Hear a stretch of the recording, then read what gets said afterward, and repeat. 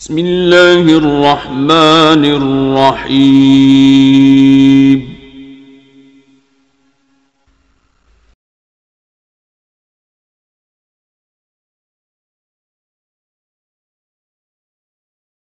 بسم اللہ الرحمن الرحیم۔ السلام علیکم ورحمۃ اللہ وبرکاتہ۔ ناظرین اکرام، یہ درس آپ کی خدمت میں مکتب توحید الجالیات الاسیہ اور الغات سعودی عرب کی طرف سے پیش کیا جا رہا ہے۔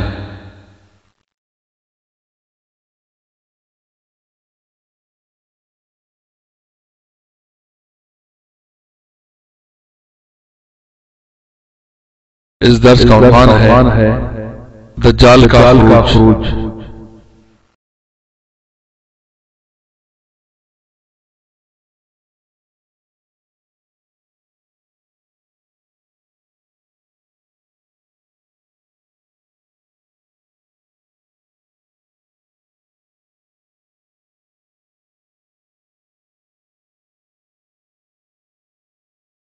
اس درس کو آپ کی خدمت میں پیش کرنے کی سعادت حاصل کر رہے ہیں شیخ مقصود الحسن فیضی حفظہ اللہ۔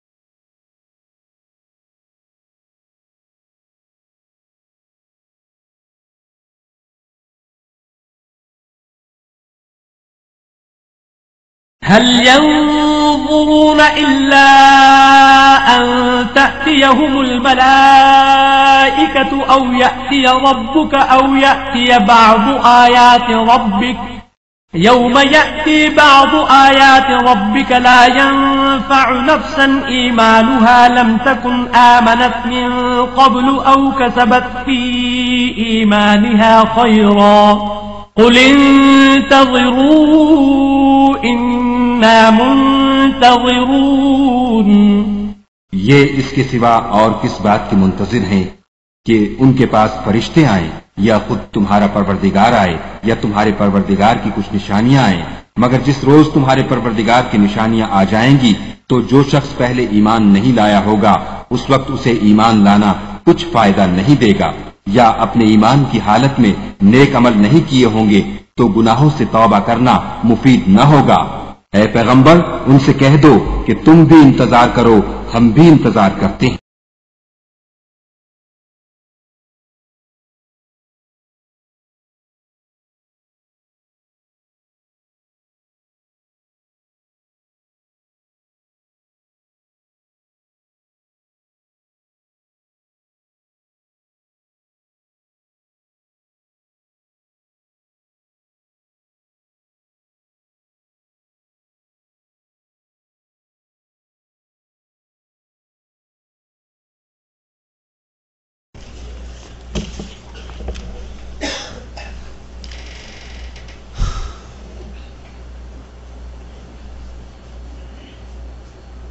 الرحمن الرحیم الحمد للہ رب العالمین الرحمن الرحیم مالک یوم الدین ونشهد ان لا الہ الا اللہ ونشهد ان سیدنا ومولانا محمدا عبده ورسوله ارسلہ الى الناس کافة بشیرا ونذیرا اما بعد فإن خیر الحدیث کتاب اللہ وخير الهدي هدي محمد صلى الله عليه وسلم وشر الأمور محدثاتها وكل محدثة بدعة وكل بدعة ضلالة وكل ضلالة في النار۔ أعوذ بالله السميع العليم من الشيطان الرجيم، بسم الله الرحمن الرحيم، فهل ينظرون إلا أن تأتيهم الملائكة أو يأتي ربك أو يأتي بعض آيات ربك يوم يأتي بعض آيات ربك لا ينفع نفسا إيمانها لم تكن آمنت من قبل أو كسبت في إيمانها خيرا قل انتظروا إنا منتظرون۔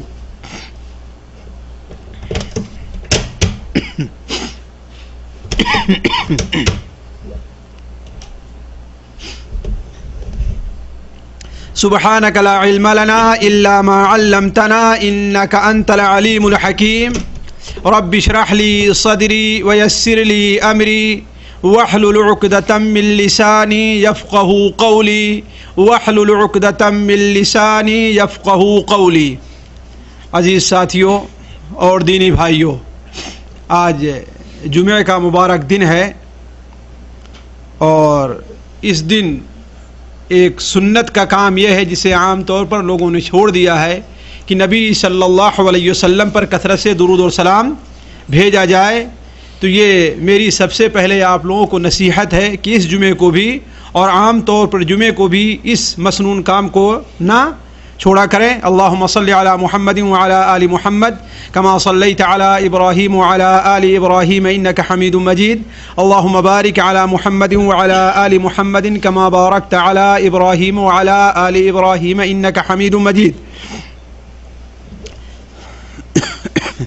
اب ہم اور آپ اصل موضوع پر آتے ہیں. کل کچھ بھائیوں کے سامنے قیامت کی ایک ایسی نشانی کا بیان ہوا تھا جو قیامت کی چھوٹی اور بڑی نشانیوں کا گویا ایک سنگم ہے. چھوٹی اور بڑی نشانیوں کا ایک مرکز ہے جہاں سے بڑی نشانیاں شروع ہوتی ہیں، یا یہ کہہ لیجئے عربی زبان میں کہ چھوٹی اور بڑی نشانیوں کا ایک برزخ ہے جس کے بعد سے قیامت کی بڑی نشانیاں شروع ہوئیں گی. اور وہ کیا ہے؟ ایک ایسے مصلح کا، ایک ایسے مجدد کا، ایک ایسے امام کا، ایک ایسے مرد مومن کا ظاہر ہونا جس کے جھنڈے کے نیچے جمع ہو کر کے مسلمان دجال سے قتال کریں گے، یہودیوں کا قتل عام ہوگا، اور اللہ تبارک و تعالی وہ بہت سے شہر جو اصل میں مسلمانوں کے ہیں لیکن غیروں نے قبضہ کر لیا ہوگا وہ دوبارہ مسلمانوں کے قبضے میں آئیں گے. مثال کے طور پر بیت المقدس اور قسطنطنیہ، ان دونوں شہروں کا نام خصوصی طور پر احادیث کے اندر آیا ہوا ہے. آج کی مجلس جس بیان سے متعلق ہے وہ اسی سے ملتا جلتا ہے. وہ یہ کیا؟ دنیا کے سب سے عظیم فتنے دجال ملعون کا خروج. دیکھیے، دجال کا نام ہم اور آپ عام طور پر سنتے آتے ہیں. کسی آدمی کو بہت جھوٹا قرار دینا ہو، کسی آدمی کو بہت ظالم قرار دینا ہو، کسی آدمی کو بہت مکار بتانا ہو تو اس کے لیے کیا کہتے ہیں کہ بہت بڑا دجال ہے. لیکن یہ دجال ہے کیا چیز؟ اس دجال کی حقیقت کیا ہے؟ اس دجال کی علامات کیا ہیں؟ اس دجال کی نشانیاں کیا ہیں؟ اور سب سے اہم چیز، اس دجال سے بچنے کی صورت کیا ہے؟ سب سے اہم چیز یہ کہ ایک مسلمان اس دجال سے کیسے بچ سکتا ہے. یہ چیز ایسی ہے جو عام طور پر ہمارے اور آپ کے ذہن سے غائب ہے. چنانچہ اس کی تائید اس حدیث سے بھی ہوتی ہے جو مسند احمد وغیرہ کے اندر حضرت عبداللہ ابن حوالہ رضی اللہ تعالیٰ عنہ سے مروی ہے کہ اللہ کے رسول صلی اللہ علیہ وسلم نے ارشاد فرمایا کہ دجال کا خروج اس وقت ہوگا جبکہ لوگ اس کے ذکر سے غافل ہو جائیں گے. جبکہ لوگ اس کے ذکر سے غافل ہو جائیں گے اور ائمہ اور خطبہ حضرات ممبروں پر اس کا ذکر چھوڑ دیں گے. ائمہ اور خطبہ حضرات ممبروں پر اس کا ذکر چھوڑ دیں گے. اور آج میں دیکھتا ہوں کہ یہ صورتحال بہت ہی واضح طور پر کھل کر کے آ گئی ہے. دجال کا لوگ نام تو جانتے ہیں لیکن اس کی حقیقت، وہ کب نکلے گا، وہ کیا چیز ہے، انسان ہے، جنات ہے، شیطان ہے، وہ کیا کیا چیزیں پیش کرے گا، آخر اس کے فتنے کیا ہوں گے، آخر وجہ کیا ہے کہ نبی صلی اللہ علیہ وسلم ہی نہیں بلکہ آپ سے پہلے جتنے انبیاء علیہ السلام اس دنیا میں تشریف لے آئے ہیں وہ سارے کے سارے لوگ اس دجال ملعون سے اپنی امت کو متربع کرتے رہے ہیں. اور ظاہر بات جو چیز جتنی خطرناک ہوتی ہے اس سے اتنا ہی زیادہ متنبع کیا جاتا ہے، اس سے اتنا ہی زیادہ لوگوں کو ڈرایا جاتا ہے. تو وہ دجال کیا کیا فتنے ظاہر کرے گا کہ لوگوں کو اس سے اتنا متنبع کیا گیا ہے. اور سب سے اہم چیز جیسا کہ ہم نے آپ کے سامنے رکھا وہ یہ کہ اس فتنے سے بچا کیسے جا سکتا ہے. اصل مقصد جو نبی صلی اللہ علیہ وسلم کے وہ سارے انبیاء کے بیان کرنے کا وہ یہ نقطہ ہے کہ اس دجال، اس ملعون، اس شیطان صفت خواہ انسان ہے یا جنات ہے یا اور کوئی چیز ہے، اس سے بچا کیسے جا سکتا ہے؟ یہ ہے نقطہ جسے عام طور پر لوگوں نے چھوڑ دیا ہے۔ نبی صلی اللہ علیہ وسلم اس فتنے سے متنبہ کرتے ہوئے ہمیں اور آپ کو ہمیں سے اور صحابہ کرام سے فرمایا۔ آپ صلی اللہ علیہ وسلم کا ارشاد مسلم شریف میں، ترمذی وغیرہ میں حضرت ابو ہریرہ رضی اللہ تعالیٰ عنہ سے مروی ہے کہ ثلاث اذا خرجنا لا ينفع نفسا ایمانها لم تكن آمنت من قبل وكسبت في ایمانها خیرا۔ تین علامات جب ظاہر ہو جائیں گی، قیامت کی تین نشانیاں جب ظاہر ہو جائیں گی، یا دنیا کے اندر جب تین قسم کے صورتحال پیدا ہو جائیں گے، تو کسی شخص کا ایمان اگر وہ پہلے مومن نہیں ہے، اگر وہ مومن تو کہتا ہے اپنے کو لیکن نماز نہیں پڑھتا تھا، اس نے نیک عمل نہیں کیا ہے، اس نے توبہ نہیں کی ہے، تو اب اس کا کوئی عمل اللہ تعالیٰ کے نزدیک مقبول نہیں ہے۔ اب ذرا سوچیں، یہ چیز خوفناک ہے کہ نہیں خوفناک ہے نا خوفناک؟ اس لیے کوئی آدمی اپنے خاندان سے جنت میں نہیں جائے گا کہ خاندان کا اعلیٰ ہے اس لیے جنت میں چلا جائے گا، یا پاسپورٹ پر مسلم لکھا ہوا ہے اس لیے جنت میں چلا جائے گا۔ اس کے لیے تو عمل کرنے کی ضرورت ہے کہ نہیں ہے؟ بغیر عمل کے کوئی انسان جنت میں نہیں جائے گا۔ یہ حشر کا میدان ہے جہاں پر انسان کی اگر کام آنے والی چیز ہے تو کیا ہے؟ اس کا عمل ہے۔ جیسا کہ مسلم شریف وغیرہ میں حضرت عدی بن ابی حاتم رضی اللہ تعالیٰ عنہ کی روایت ہے، عدی بن حاتم کی، کہ اللہ کے رسول صلی اللہ علیہ وسلم نے ارشاد فرمایا، تم میں کے ہر شخص سے اللہ تبارک و تعالیٰ دو بدو کلام کرے گا، آمنے سامنے ہو کر کے۔ نہ کوئی ترجمہ کرنے والا ہوگا، نہ کوئی سفارش کرنے والا ہوگا، نہ کوئی ٹرانسلیٹر ہوگا، اور نہ کوئی اور ہوگا۔ کوئی سامنے نہیں ہوگا تمہارے اور اللہ تعالیٰ کے بیچ میں۔ جب وہ سامنے دیکھے گا، دائیں طرف دیکھے گا تو وہی کچھ دیکھے گا جو کچھ اس نے دنیا کے اندر عمل کیا ہے، اور بائیں طرف دیکھے گا تو وہی کچھ پائے گا جو دنیا کے اندر اس نے عمل کیا ہے۔ اور جب سامنے دیکھے گا تو جہنم اپنا سوٹ نکالے ہوئے کھڑی ہوگی اور کہے گی، ہر ظالم، ہر جبار کے لیے اللہ تعالیٰ نے مجھے تیار کیا ہے۔ تو وہاں پر ہر انسان کے جو کام آنے والا ہے وہ اس کا عمل ہے۔ تو یہ صورتحال جو تین چیزیں بیان کی ہیں نبی صلی اللہ علیہ وسلم نے، ضروری ہے کہ اس سے پہلے جو کچھ عمل کرنا ہے کر لیں۔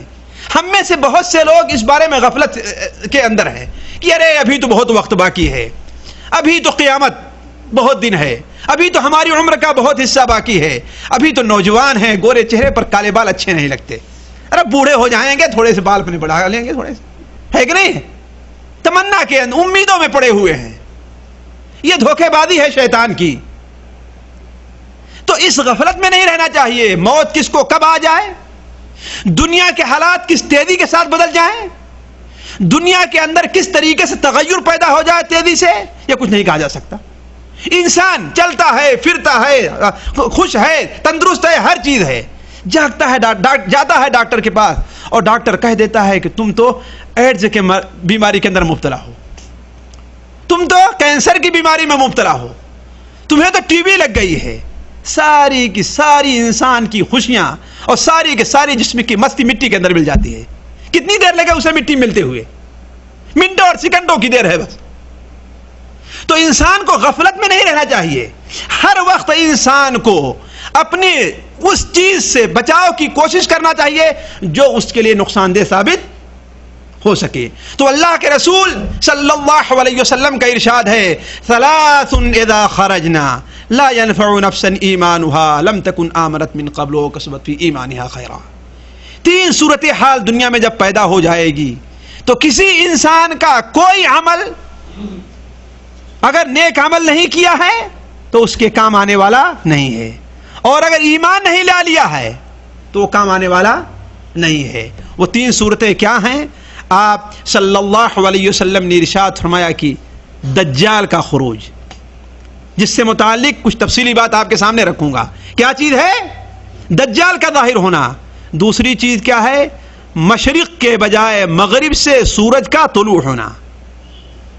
مشرق کے بجائے مغرب سے سورج کا طلوع ہونا۔ ایک وقت ایسا آئے گا اور یقیناً آئے گا، اس پر ہمارا ایمان ہے، خواہ دنیا کا سائنسداں اسے قبول کرے یا نہ کرے، دنیا کی عقل اسے قبول کرے یا نہ کرے، واللہ میں آپ سے بتاؤں، مجھے یہ بتائیں، آج سے 50 سال پہلے اگر آپ کسی سائنسداں سے یہ کہتے کہ انسان کو جب چھینک آتی ہے تو اس کے جسم سے روح خواہ ایک سیکنڈ کے کتنے کم حصے ہی تک کیوں نہ ہو، اس کے جسم سے روح بالکل ختم ہو جایا کرتی ہے. اسی لیے جب چھینک آ جائے تو انسانوں کو کیا کہنا چاہیے؟ الحمدللہ کہ میری روح جو واپس چلی گئی تھی وہ آ گئی ہے. اور آج دنیا یہ مانتی ہے، آج کاتب یہ ماننے کے لیے تیار ہے کہ ایک سیکنڈ کے کئی حصے کر ڈالیے تو اس میں ایک حصے کے اندر جب چھینک آتی ہے انسان کو تو انسان کے جسم سے روح قبض کر لی جاتی ہے. لیکن اس کا اتنا معمولی سا وہ وقت ہے کہ انسان اس کا احساس نہیں کرتا. اسی لیے چھینک آنے پر کیا کہنا چاہیے؟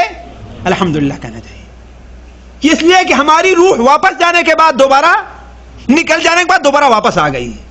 لیکن آج سے 50 سال پہلے کوئی سائنسداں اس کو ماننے کے لیے تیار نہیں تھا. کیوں؟ اس لیے کہ اس کی گتھی میں نہیں آ رہے تھے، اس کی عقل اس کو، اس کا علم اس کو نہیں مان رہا تھا. لیکن ہم آج سے اس کو کتنے سال پہلے سے مانتے رہے؟ بس 1400 سال پہلے سے. حضرت آدم علیہ السلام کے جس میں روح پھونکی گئی تو کیا کہا تھا انہوں نے؟ الحمدللہ کہا تھا. حضرت آدم علیہ السلام کے جسم کے اندر جب روح پھونکی گئی تو انہیں چھینک آئی تو انہیں کیا کہا تھا؟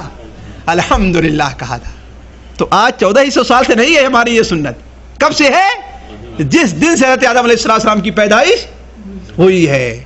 ہم اتنے دن سے کہتے آ رہے ہیں اور آج ماننے کے لیے طب یہ تیار ہے کہ ہاں یہ اللہ کی ایک بڑی نعمت ہے جو انسان کو چھینک آتی ہے تو واپس مل جایا کرتی ہے. تو خواہ عرض کرنے کا مقصد کہ سورج ایک دن مغرب سے طلوع ہوگا، رات بڑی لمبی ہو جائے گی، دوپہر تک کا وقت ہو جائے گا لیکن سورج نہیں نکلا. لوگ نکل کر کے ایک دوسرے سے پوچھیں گے کہ آخر سورج نکلا کیوں نہیں، دیر کیوں ہو رہی ہے.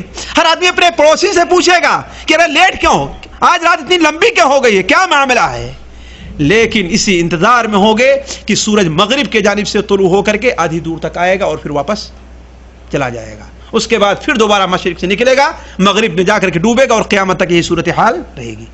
تو جب یہ وقت آ گیا، یہ قیامت کی بڑی نشانیوں میں سے ہے، اور یہ وقت آ گیا تو پھر بھی انسان کا کوئی عمل مقبول نہیں ہوگا. اس کا تیسری چیز کیا؟ پہلی چیز کیا ہے؟ دجال. دوسری چیز کیا ہے؟ اور تیسری چیز ایک ایسے جانور کا نکلنا ہے جو انسانوں سے بات کرے گا. دابۃ الارض کا خروج، جس کا ذکر سورہ قصص کے اندر سورہ النمل کے آخر کے اندر قرآن میں موجود ہے. سورہ النمل میں قرآن میں جس کا ذکر موجود ہے کہ ایک جانور ایسا نکلے گا جو لوگوں سے باتیں کرے گا کہ یہ مومن ہے اور یہ کافر ہے. اس کے ہاتھ میں ایک چھڑی ہوگی، وہ اپنے چھڑی سے مومن کی پیشانی پر اشارہ کرے گا، بالکل اس کا چہرہ روشن ہو جائے گا، اور کافر کے پیشانی کے اوپر مہر لگا دے گا. لوگ کہیں گے ہاں ہم نے فلاں مہر لگے ہوئے آدمی سے یہ سودا خرید لیا ہے. لوگ بھاگیں گے. بسا اوقات انسان بھاگ کر کے نماز کے لیے کھڑا ہو جائے گا جو نماز نہ پڑھتا ہوگا. وہ کہے گا کہ اب نماز پڑھنے کھڑے ہوئے ہو، اب نماز پڑھنے کا وقت ختم ہو چکا ہے. جیسے اس کی طرف متوجہ ہوگا فوراً اس سے کے چہرے، اس کے پیشانی کے اوپر ایک مہر لگا دے گا. تو یہ جانور بھی نکلنے والا ہے، اور میری جہاں تک معلومات ہے یہ سورج کے مغرب سے طلوع ہونے کے بعد نکلے گا. کیوں؟ اس لیے کہ سورج جب مغرب سے طلوع ہوگا تو یہ نشانی ہوگی کہ اب تک جو مومن ہے وہ مومن رہے گا، اور اب تک جو کافر ہے وہ کافر ہی رہے گا. اب تک جو فاسق ہے وہ فاسق ہی رہے گا، اب تک جو نیک اور صالح ہے وہ نیک اور صالح رہے گا. لہذا دونوں کے اندر نشان لگا دے گا تاکہ دنیا بھی جان جائے کہ یہ مومن ہے اور یہ کافر ہے. اس نشان کو واضح کرنے کے لیے وہ جانور نکلے گا. وَإِذَا وَقَعَ الْقَوْلُ عَلَيْهِمْ أَخْرَجْنَا لَهُمْ دَابَّةً مِّنَ الْأَرْضِ تُكَلِّمُهُمْ أَنَّ النَّاسَ كَانُوا بِآيَاتِنَا لَا يُوقِنُونَ. ہم ایک ایسا جانور نکالیں گے زمین سے جو لوگوں سے باتیں کرے گا اور وہ بتائے گا کہ لوگ اللہ کی آیتوں پر ایمان نہیں لاتے ہیں، تو وہ مومن اور کافر کا فرق کر دے گا. تو یہ تین صورتحال جب پیدا ہو جائیں گی تو آپ صلی اللہ علیہ وسلم نے ارشاد فرمایا کسی کا کوئی نیک عمل قبول ہونے والا نہیں ہے. اسی طریقے سے ایک اور حدیث کے اندر جو مسلم شریف میں حضرت ابو ہریرہ رضی اللہ تعالیٰ عنہ سے مروی ہے کہ نبی صلی اللہ علیہ وسلم نے ارشاد فرمایا بادروا بالاعمال ستہ، بادروا بالاعمال ستہ، 6 صورتحال پیدا ہونے سے پہلے پہلے جو عمل کرنا ہے کر لو۔ ہمیں آپ کو متنبہ کیا جا رہا ہے، صرف صحابہ کرام کو یہ بات نہیں تھی، ہمیں آپ کو متنبہ کیا جا رہا ہے کہ 6 صورتحال پیدا ہونے سے پہلے پہلے جو عمل کرنا ہے تم لوگ کر لو، جلدی کر لو۔ وہ کون سے ہیں؟ الدجال، پہلا کون ہے؟ دجال ہے۔ دوسرا کون ہے؟ دخان، دھواں، یہ بھی قیامت کی بڑی نشانیوں میں سے ایک نشانی ہے، یعنی پورے آسمان کے اوپر پوری دنیا میں ایک ایسا دھواں چھا جائے گا جو مومن کو تو صرف زکام کی حیثیت سے محسوس ہوگا، اور کافروں کے دل کے اندر جو بھی خیر ہے اسے سلب کر لے گا اور قبض کر لے گا، بلکہ بعض روایت میں اس کی روح کو بھی قبض کر لے گا۔ تو ایک دھواں پیدا ہوگا، اور قرآن مجید کی ایک سورت ہی دخان کے نام سے ہے، قرآن مجید میں ایک سورت ہی دخان کے نام سے ہے، تو یہ بھی قیامت کی بڑی نشانیوں میں سے ایک نشانی ہے۔ اور تیسرا کیا ہے؟ دابۃ الارض، ایک جانور کا خروج جس کا ذکر ابھی ہم نے کیا۔ اس چوتھی چیز کیا ہے؟ طلوع الشمس من مغربها، مغرب کی طرف سے سورج کا طلوع ہونا۔ اور 5ویں چیز خویصۃ احدکم، موت کا آنا ہے۔ موت سے پہلے پہلے جو کچھ کرنا ہے کر لیجئے۔ کسی کو معلوم ہے اس کی موت کب آئے گی؟ کسی کو معلوم ہے؟ کتنی پلاننگ ہوتی رہتی ہے موت سے پہلے پہلے، کتنی پلاننگ ہوتی رہتی ہے، یہ کریں گے اور وہ کریں گے، یہ کریں گے، ساری کی ساری پلاننگ وہیں پر رکھی رہ جاتی ہے۔ دیکھتے ہوں گے آپ لوگ، آپ کا ایک ساتھی ہے، چوری بھی بدماش کرتا ہے، جھوٹ بھی بولتا ہے، فلمیں بھی دیکھتا ہے، ڈش بھی اپنے گھر کے اندر لگائے، سارے برائی کام کرتا ہے، باہر نکلا اسے سمجھاتے رہتے ہیں تو کہتا ہے کہ چلو اللہ، مگر بہت بھلا ہوا تو کہے گا اللہ آپ کو بھلا کرے، کوشش کرتا ہوں دعا کیجیے کہ مجھ سے چیزیں چھوٹ جائیں، حالانکہ کوشش نہیں کرتا چھوڑنے کے لیے، لیکن ایک بہانہ ہے ٹالنے کا، دعا کیجیے اللہ سے کہ یہ مجھ سے برائی چھوٹ جائے۔ ہر کام دعا ہی سن لگے تو کیا بات ہے؟ پہلے تو چھوڑ، پھر اس کے بعد دعا کروا لوگوں سے، ان چیزوں کو توڑ دے، پھینک دے اپنے گھر سے، اس کے بعد دعا کروا۔ یہ تو ہے نہیں کہ تجھے شوگر کی بیماری ہے، تو شوگر پہ شوگر کھایا جا رہا ہے اور ڈاکٹر سے کہتا ہے کہ دوا کیجیے اور میرے لیے دعا کیجیے، یہ تو بات ہونے والی ہے۔ شوگر کھانا پہلے چھوڑ، اس کے بعد دعا اور دوا سے تو کام لے، ہے کہ نہیں؟ لیکن نکلتا ہے، جاتا ہے، ایکسیڈنٹ ہو جاتا ہے اور ختم ہو جاتا ہے۔ واللہ میرے سامنے ایک شخص آیا، دیکھنے والے نے بتایا کہ ریاض سے ایک شخص نکلتا ہے، بڑی گاڑی لیے ہوا تھا، اور ہمارے ہندوستان پاکستانی کے ایک شخص تھا، کہیں دوسری جگہ نہیں تھا۔ ریاض سے جب نکلے تو دائیں طرف بہت سے پیٹرول پمپ ہیں، اس نے اپنی گاڑی، ریاض جا رہا تھا، اپنی گاڑی کو بائیں طرف کھڑی کیا اور پار ہونا چاہا، گیا ایک دکان سے کچھ ویڈیو کیسٹیں، اس لیے کہ یہ ڈرائیور جو ہوا کرتے ہیں اب تو نہیں، ریاض سے اس کی کیسٹیں سپلائی کیا کرتے ہیں، کیسٹیں سپلائی کرتے ہیں۔ تو اس طرف گیا، کیسٹ لے کر کے واپس آ رہا تھا کہ ایک زور سے گاڑی آئی اور اسے اتنے زور سے مارا کہ اس کا سر تک باقی نہیں رہ گیا، کیسٹ ایک طرف جا کے پڑی ہے اور اس کا ہاتھ کہیں پڑا ہوا، اس کا جسم کہیں جا کر کے پڑا ہوا ہے۔ ذرا سوچیں، اس بری موت آنے سے پہلے پہلے ہمیں اور آپ کو سوچنا تو چاہیے۔ اللہ تعالیٰ کے سامنے وہ بدبخت کی صورت میں حاضر ہوگا، اس صورت میں کہ ہاں کیسٹ لے کر کے جا رہا ہے، اپنے باپ کے سامنے شرمائے گا اس طریقے سے جاتے ہوئے، ایک مولوی کے سامنے شرمائے گا جاتے ہوئے، لیکن باری تعالیٰ کے سامنے حاضر ہوئی تو اس وقت شرم کا کیا عالم ہوگا۔ اسی لیے حضرت علی رضی اللہ عنہ کی ایک روایت ہے، علامہ البانی رحمہ اللہ نے صحیحہ کے اندر صحیح قرار دیا ہے کہ ایک شخص نبی صلی اللہ علیہ وسلم کی خدمت میں حاضر ہوتا ہے اور کہتا ہے کہ آپ مجھ سے کوئی وصیت، مجھے کوئی آپ نصیحت کیجیے۔ تو آپ نے کہا اللہ تعالیٰ سے ایسے ہی شرم کرو جیسا کہ اپنے خاندان کے کسی بڑے آدمی سے تم شرماتے ہو۔ حالانکہ بڑے آدمی کی حیثیت اللہ کے مقابلے میں کیا ہے، لیکن دیکھتے ہیں کہ انسان شرماتا ہے اپنے یہاں کے بڑے آدمی سے۔ بہت سے لوگ میں جانتا ہوں سگریٹ پیتے ہیں، لیکن مجھ جیسے ناچیز کو بھی دیکھتے ہیں تو سگریٹ اپنا پیچھے چھپا لیتے ہیں، ہے کہ نہیں؟ کوئی غلط کام کرتے ہوئے شرماتا ہے تو ایسے کس سے شرمانا چاہیے؟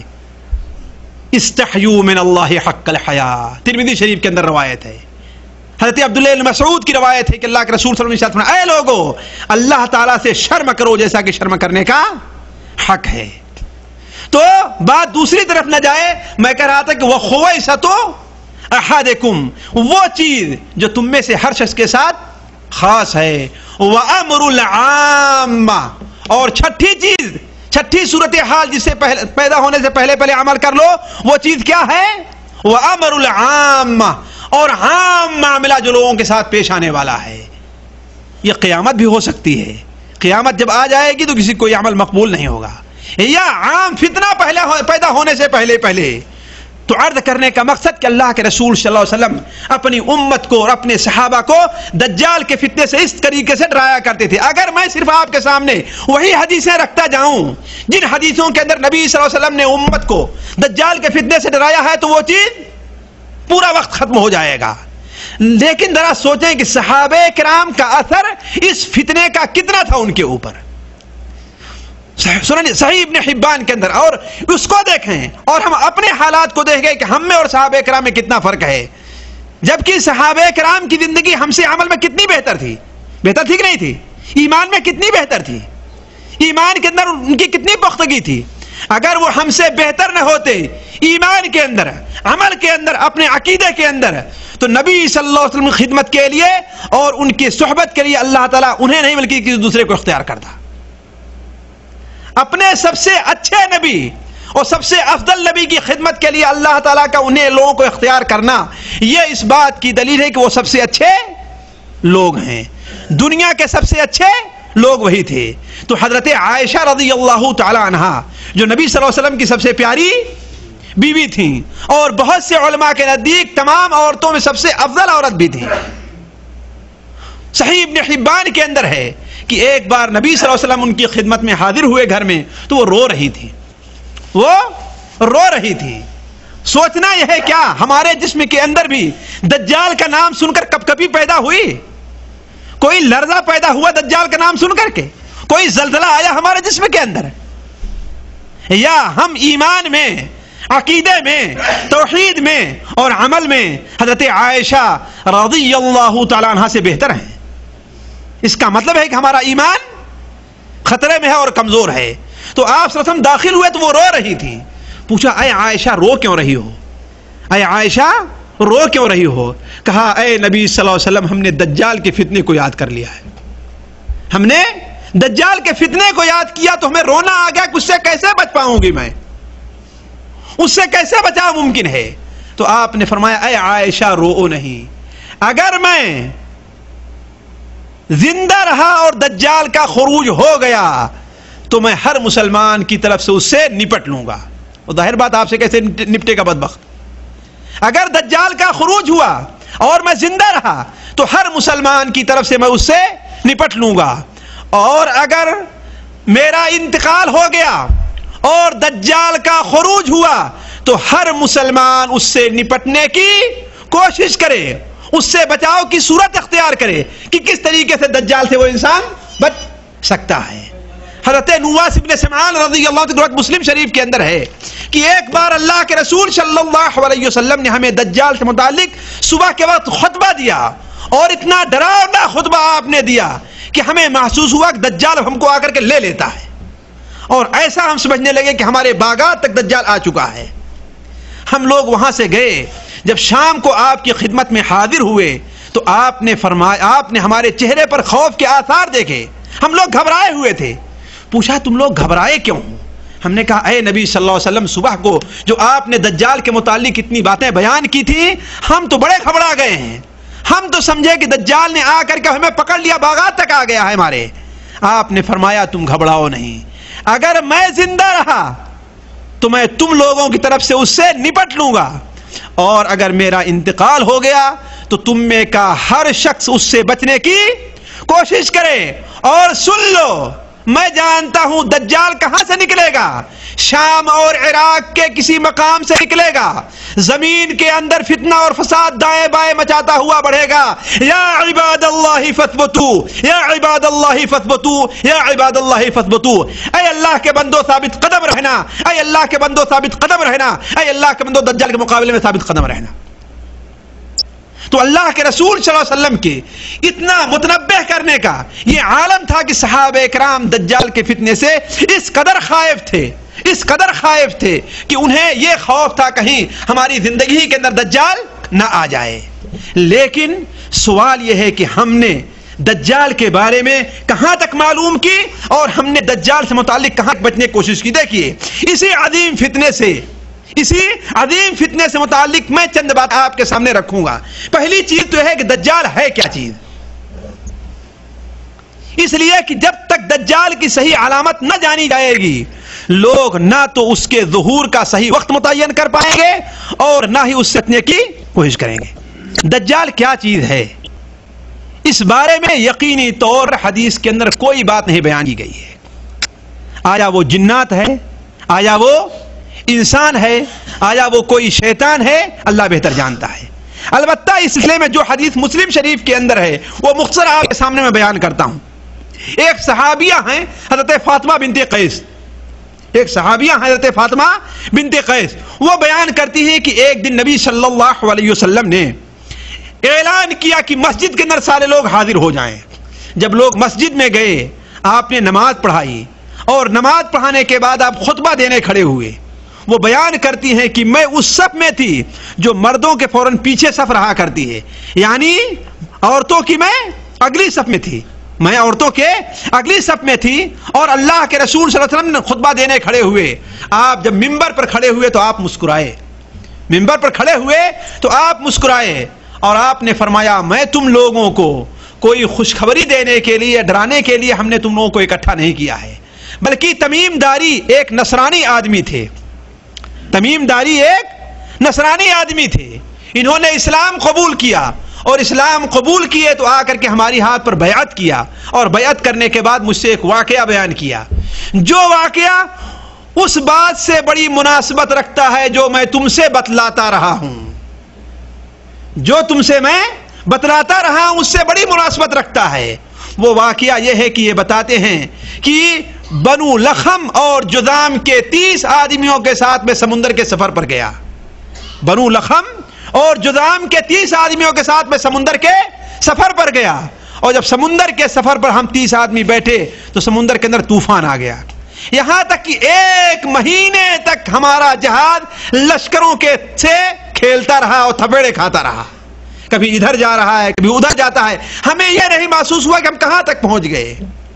اور 1 مہینے کے بعد سورج غروب ہونے کے جب قریب تھا تو ہمارا جہاز ایک ٹاپو کے قریب جا کر کے لگ گیا. ٹاپو جانتے ہیں نا, چھوٹا جزیرہ جو ہوا کرتا ہے, چھوٹا جزیرہ ٹاپو, کبھی اس میں آبادی رہا کرتی ہے کبھی آبادی نہیں رہتی. اور عام طور پر جو سمندر کے بیچ بعد میں چھوٹے سے جزیرے ٹاپو ہوا کرتے ہیں اس میں آبادی کم ہی رہا کرتی ہے, الا یہ کہ بڑے شہروں کے قریب ہوں, جس طریقے سے انڈونیشیا میں ہے کہ بڑے شہر کے قریب چھوٹے چھوٹے جزیرے تو اس میں تو آبادی رہا کرتی ہے. البتہ عام طور پر بیچ سمندر کے اندر جہاں چھوٹے جزیرے رہا کرتے ہیں, ٹاپو رہتا ہے, اس کے اندر آبادی نہیں رہا کرتی.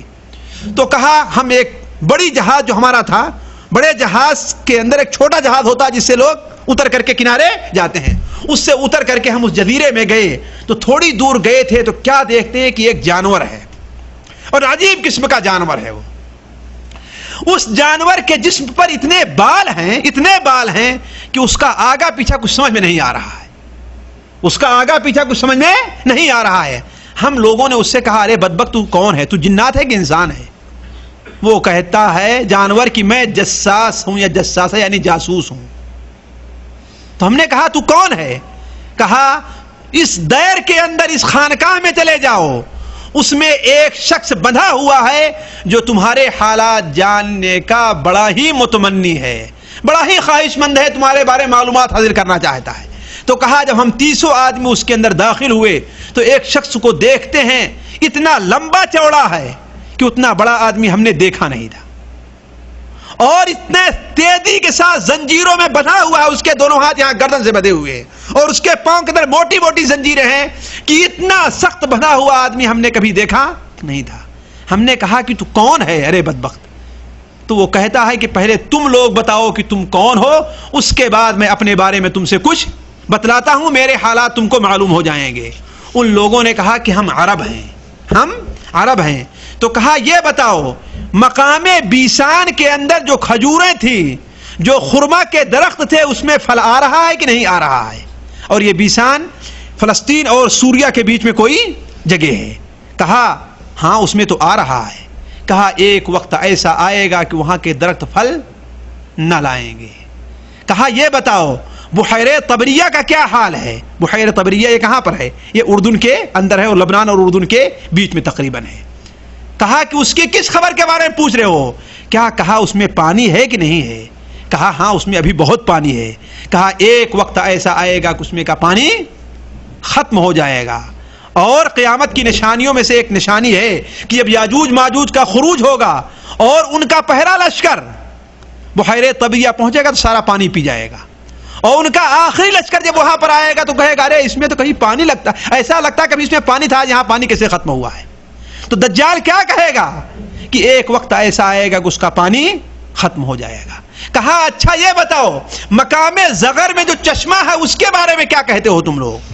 تو ہم لوگوں نے کہا کہ اس کی کس حالت اور کس چیز کے بارے میں تم سوال کر رہے ہو؟ تو اس نے کہا کیا اس میں پانی ہے اور اس پانی سے لوگ کھیتیاں کر رہے ہیں کہ نہیں کر رہے ہیں؟ تو ہم نے کہا ہاں ابھی اس میں بہت پانی ہے، اس پانی کو لوگ پیتے بھی ہیں اور اس سے لوگ کھیتیاں بھی کرتے ہیں.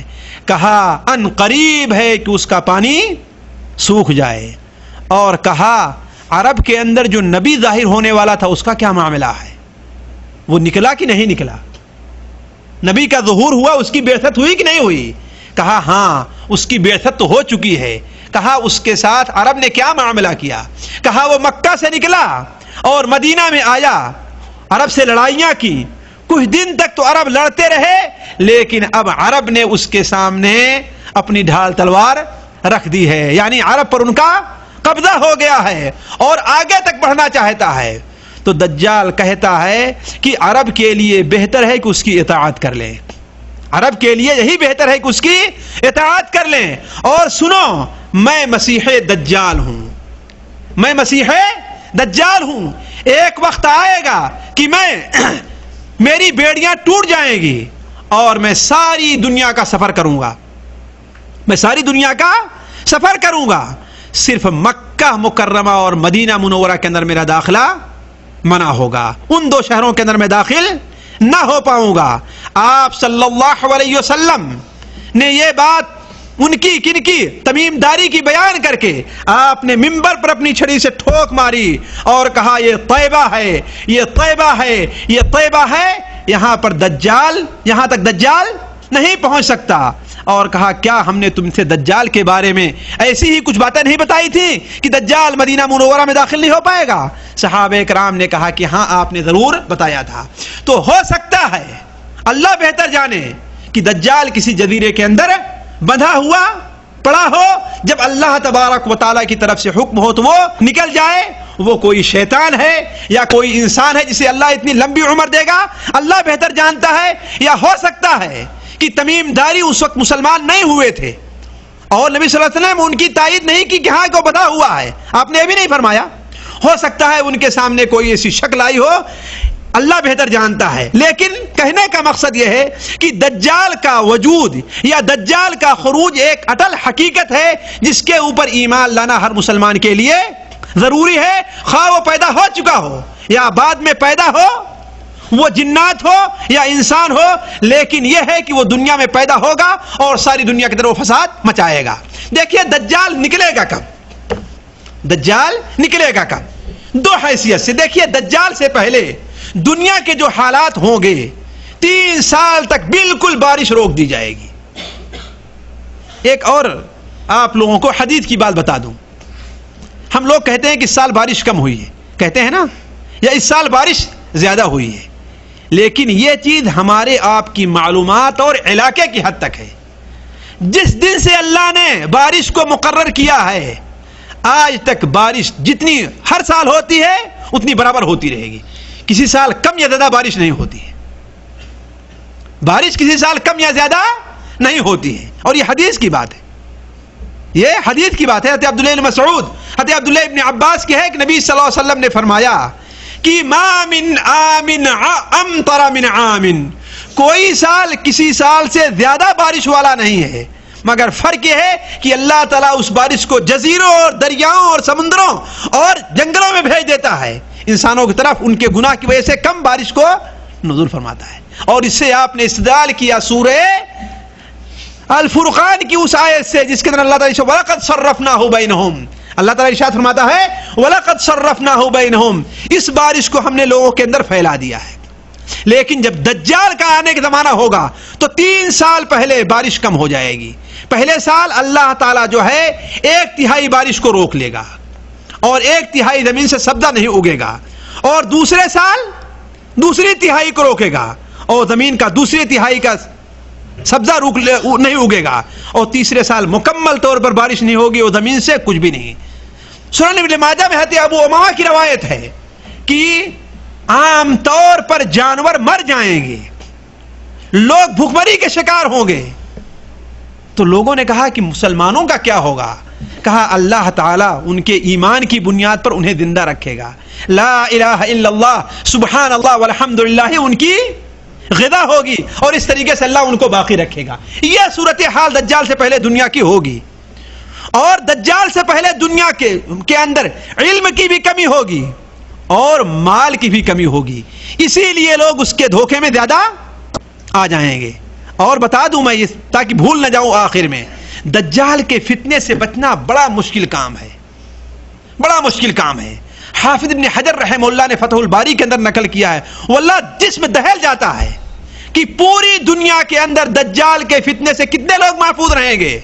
صرف 19,000 لوگ محفوظ رہیں گے. بس روح کانپ جاتی ہے انسان کی کہ پتہ نہیں ہم ان 19,000 کے اندر ہوں گے کہ نہیں ہوں گے. پوری دنیا کے اندر دجال کے فتنے سے لوگ صرف 19,000 محفوظ رہیں گے. 12,000 مرد اور 7,000 عورتیں، 12,000 مرد اور 7,000 عورتیں. بلکہ عام طور پر لوگ دجال کے فتنے کے اندر پڑ جائیں گے. کیوں؟ اس لیے کہ وہ عجیب و غریب چیزیں ظاہر کرے گا، جیسا کہ میں آپ کے سامنے آگے بتلاتا ہوں. تو دجال کے ظاہر ہونے سے پہلے دنیا کے اندر علم کی کمی ہوگی اور مال کی بھی کمی ہوگی. البتہ جو تھوڑے سے مسلمان صحیح ایمان پر قائم رہیں گے، جیسا کہ کل ہم نے بتایا تھا کہ مسلمان 2 گروپ کے اندر بٹ جائیں گے. مسلمان 2 گروپ میں بٹیں گے، فسطاط ایمان اللہ نفاق فی و فسطاط نفاق اللہ ایمان فی. ایک مسلمانوں کا گروپ ہوگا جس کے اندر کوئی بھی منافق نہیں ہوگا، اور ایک منافقوں کا گروپ ہوگا جس کے اندر کوئی بھی مومن نہیں ہوگا. یعنی بالکل ایمان اور کفر کی لڑائی کھل کے آ جائے گی. جو مسلمانوں کے بیچ میں رہتے ہیں لوگ، ان کے دلوں کے اندر نفاق ہے، وہ بھی جا کر کے اپنے ساتھیوں سے مل جائیں گے، اپنے ساتھیوں سے مل. تو مسلمان تھوڑی تعداد میں تو ہوں گے، لیکن ان کی ایمانی قوت کیا ہوگی؟ بڑی بلند ہوگی. ایمانی قوت بڑی بلند ہوگی، اور دنیا کی بڑی سی بڑی طاقت سے ٹکر لینے کے لیے وہ تیار ہو جائیں گے. جیسا کہ کل ہم نے ایک خورین لڑائی کے بارے میں بتلایا تھا، خورین لڑائی کے بارے میں کہ عیسائی کیا کہے گا کہ جیت ہوئی کس کی؟ صلیب کی کراس نشان کی. ایک مسلمان جذبے میں آ کر کے اسے توڑ ڈالے گا اور کہے گا جیت کس کی ہوگی؟ اسلام کی، مسلمان کی. اس پر وہ یہودی جذبے میں آئے گا تو مسلمان کو قتل کر دے گا، اور جب مسلمان کو قتل کر دے گا تو مسلمان تھوڑے اگرچہ ہوں گے لیکن نصارہ سے لڑائی کے لیے تیار ہو جائیں گے. اور نصارہ کا لشکر کتنا بڑا ہوگا کہ اس لڑائی کے اندر اتنے لوگ مارے جائیں گے، اتنے لوگ مارے جائیں گے کہ ان لاشوں پر سے اگر چڑیا بھی اڑنا چاہے گی تو پار نہیں کر سکے گی اور بے ہوش ہو کر کے گر جائے گی. مسلمانوں کی تعداد تو تھوڑی ہوگی لیکن ان کا ایمانی جذبہ اتنا بلند ہوگا. اور مسلمان مال غنیمت جمع کرنے کے لیے اکٹھا ہوں گے تو کیا شور ہوگا کہ دجال تمہارے خاندان کے اندر نکل چکا ہے. اسی لیے مسلم شریف وغیرہ میں بلکہ یہ حدیث متواتر ہے کہ اللہ کے رسول صلی اللہ علیہ وسلم نے ارشاد فرمایا میری امت کی ایک جماعت برابر حق پر قائم رہے گی، اگرچہ تھوڑی جماعت ہی کیوں نہ ہو. 300 400 3000 4000 5000 آدمی ہی کیوں نہ ہو، یا دنیا کے کروڑہ لوگوں کے مقابلے میں 1 لاکھ ہی لوگ کیوں نہ ہو، لیکن لا تزال طائفة من امتی علی الحق ظاہرین. میری امت کی ایک جماعت برابر حق پر رہے گی اور قائم رہے گی، لوگوں پر غالب رہے گی. لوگوں کا ان کا دشمن ہونا، ان کی مخالفت کرنا انہیں کوئی نقصان پہنچا نہ سکے گا. ان کے ایمان کے اندر کبھی بھی زلزلہ نہیں آئے گا. اور مسلم شریف کی روایت میں ہے کہ اس میں کی آخری جماعت جو ہوگی وہ حضرت مسیح ابن مریم کے ساتھ دجال سے لڑائی کرے گی. مسیح ابن مریم کے ساتھ دجال سے لڑائی کرے گی، اور انہیں بھی کہ آخری جماعت یہودیوں کو قتل کرے گی، اور یہودیوں کو ایسا قتل کرے گی کہ یہودی دیوار کے پیچھے چھپے گا، پتھر کے پیچھے چھپے گا، لیکن وہ دیوار اور پتھر اور درخت بھی کیا کہے گا؟ اے مسلمان دیکھ یہاں پر یہودی چھپا ہوا ہے، آگے اسے قتل کر۔ مسلم شریف کے اندر ہے، حضرت ابو ہریرہ رضی اللہ عنہ کی روایت کہ اللہ کے رسول صلی اللہ علیہ وسلم نے ارشاد فرمایا کہ قیامت اس وقت تک قائم نہیں ہوگی یہاں تک کہ تم یہودیوں سے لڑائی کرو اور یہودیوں کا ایسا قتل عام کرو کہ وہ دیوار کے پیچھے بھی چھپے گا تو پھر بھی دیوار اسے اپنے پیچھے پناہ نہیں دے گی، اور کتنی لمبی لمبی یہ دیواریں کھڑی کر لے یہودی اس وقت اسرائیل کے، کتنے لمبے لمبے کانٹے اس کے اوپر لگا دیں، اور کتنے ہی بجلی کے تار حدود کے اوپر کھڑے کر دے، لیکن ایک وقت آنے والا ہے کہ نہ یہ دیوار ان کو محفوظ رکھے گی، نہ یہ تار انہیں محفوظ رکھیں گے، نہ ہی ان کے ہتھیار ان کے کام آئیں گے، اور نہ ہی دنیا کی ظالمانہ اور طاغوتی طاقتیں جو ان کی مدد کر رہی ہیں کوئی ان کے کام آنے والی ہے۔ لیکن شرط یہ ہے کہ ہم اپنا تعلق اللہ تعالیٰ کے ساتھ صحیح طور پر جوڑ لیں۔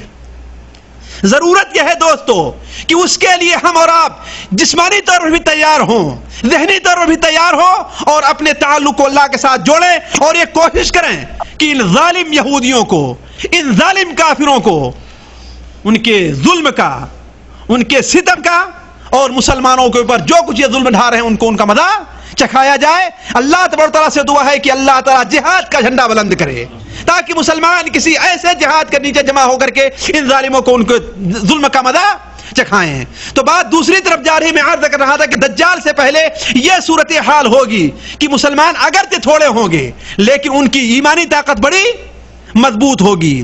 ایسے ہی صورتحال کے اندر دجال کسی بات پر ناراض ہوگا اور ناراضی کے وقت اس کا خروج ہو جائے گا۔ مسلم شریف کے اندر حضرت حفصہ رضی اللہ تعالیٰ عنہ سے روایت ہے کہ اللہ کے رسول صلی اللہ علیہ وسلم نے ارشاد فرمایا کہ انما یخرج الدجال، دجال نکلے گا کسی غصے کے بعد جب وہ غصہ ہوگا، اور میں جہاں تک سمجھتا ہوں یہ غصہ وہی ہے جب وہ دیکھے گا کہ یہودیوں کی طاقت کا خاتمہ ہو گیا، نصارہ کی طاقت کا خاتمہ ہو گیا، اور ایک للہ جماعت دنیا کے اوپر حکومت کرنے کے لیے تیار ہے، تو اسی پر ناراض ہوگا اور اسی ناراضی کے بعد اس کا خروج ہو جائے گا۔ تو یہ دجال کے خروج کے وقت ہیں اور دجال سے پہلے کے یہ حالات ہیں۔ اب یہ دیکھیں کہ دجال نکلے گا کہاں سے، کہاں سے نکلے گا دجال؟ آپ صلی اللہ علیہ وسلم نے یہ چیز بھی بیان کر دی ہے کہ دجال کا پہلا خروج جو ہوگا وہ خراسان سے ہوگا۔ خراسان سے اس کی اتباع وہ لوگ کریں گے جن کی ناک چپٹی اور منہ چوڑے ہوا کرتے ہیں۔ اس کے بعد وہ اصفہان آئے گا، اصفہان سے 70,000 یہودی اس کے ساتھ ہو لیں گے۔ کتنا؟ 70,000 یہودی۔ اس کے بعد وہ بدبخت 40 دن کے اندر پوری دنیا کے اندر دوڑے گا اور پوری دنیا میں چلے گا وہ 40 دن۔ ان 40 دن میں ایک دن کتنے کا ہوگا؟ 1 سال کا ہوگا، دوسرا دن 1 مہینے کا ہوگا، تیسرا دن 1 ہفتے کا ہوگا، اور باقی دن کتنے دنوں کے ہوں گے؟ عام دنوں کے برابر ہوں گے۔ کون انسان حساب میں تیز ہے بتا دے کتنے ہوں گے 40 دن؟ یہ 40 دن کتنے دنوں کے برابر ہوں گے؟ پہلا دن 1 سال کا، دوسرا دن 1 مہینے کا، تیسرا دن 1 ہفتے کا، اور باقی دن عام دنوں کے برابر ہوں گے۔ 1 سال، 1 مہینے، 1 ہفتے اور باقی عام دنوں کے برابر کتنے دن ہوں گے؟ 1 سال 2 مہینے، ہاں ماشاء اللہ۔ دیکھیے 1 سال 2 مہینے 14 دن یا 15 دن ہوتے ہیں۔ دیکھیے ضرورت ہے، محاسب کی ضرورت ہے ہمارے یہاں، ہے کہ نہیں؟ اسلام کو ہر چیز کی ضرورت ہے، ہر قسم کے اندر میدان میں لوگ ترقی کریں۔ صحابہ کرام نے کہا اے اللہ کے رسول صلی اللہ علیہ وسلم، جو ایک دن 1 سال ہوگا تو ہم 1 دن کی نماز پڑھیں گے یا کہ 1 سال کی نماز پڑھیں گے؟ آپ نے کیا فرمایا؟ نہیں، حساب لگا کر کے 1 سال کی نماز پڑھنی ہے۔ حساب لگا کر کے 1 سال، یعنی حساب لگایا 24 گھنٹے کا، 24 گھنٹے میں 5 وقت کی مسلمان نماز پڑھیں گے۔ تو وہ پہلے نکلے گا کہاں سے؟ خراسان سے، جہاں سے اس کی اتباع وہ لوگ کریں گے جن کی ناک چپٹی ہوتی ہے۔ آپ نے فرمایا جن کے منہ ایسے ہوتے ہیں گویا کہ چپٹی ہوئی ڈھال ہے، یعنی ان کی ناک چپٹی اور منہ چوڑے ہوں گے، ہے پٹی ہوئی ڈھال جیسے ہوا کرتی ہے۔ اس کے بعد اصفہان آئے گا، اصفہان سے اس کے ساتھ کتنے یہودی ہوں گے؟ 70,000۔ اور آج ایک ہفتہ کے اندر اس بحث کے مطالعے سے میرے اوپر یہ بات واضح ہو رہی ہے کہ دجال کے خروج سے پہلے انشاءاللہ فلسطین سے یہودیوں کا خاتمہ ہوگا، اور ضرور ہوگا خاتمہ۔ لیکن ضرورت یہ ہے کہ ہم اپنے ان مسلمان بھائیوں کی جو وہاں پر موجود ہیں جیسے بھی ہو سکتا ہے ان کی مدد کریں، دعا سے ان کی مدد کریں، پیسے سے ان کی مدد کریں، اگر ہتھیار پھینک سکتے ہیں اس طریقے سے ان کی مدد کریں، لوگوں کو ابھار سکتے ہیں تو اس طریقے سے ہم لوگوں کو ابھاریں۔